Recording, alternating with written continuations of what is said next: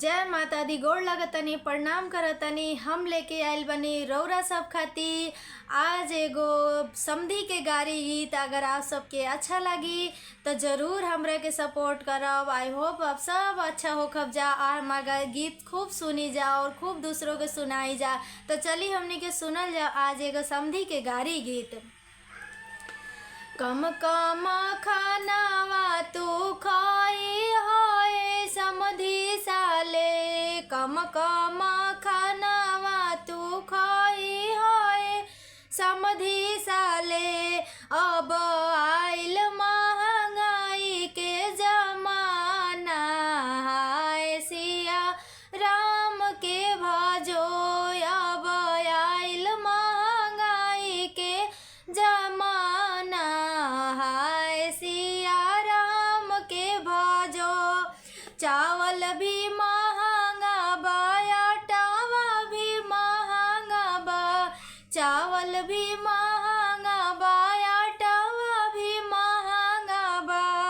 अब पनीर भी हो गइल महंगा, हाय सिया राम के भजो।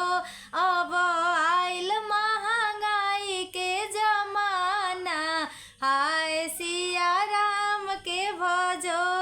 कम कम खानावा तू खाई हाय सरवा साले, कम कम खानावा तू खाई हाय समधी साले। अब आइल महंगाई के जमाना, हाय सिया राम के भजो।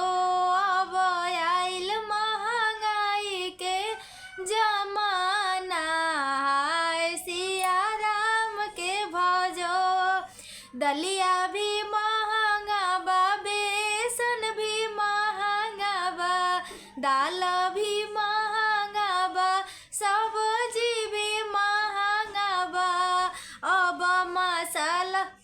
अब मसाला भी भोग हो गइल महंगा, हाय सिया राम के भजो।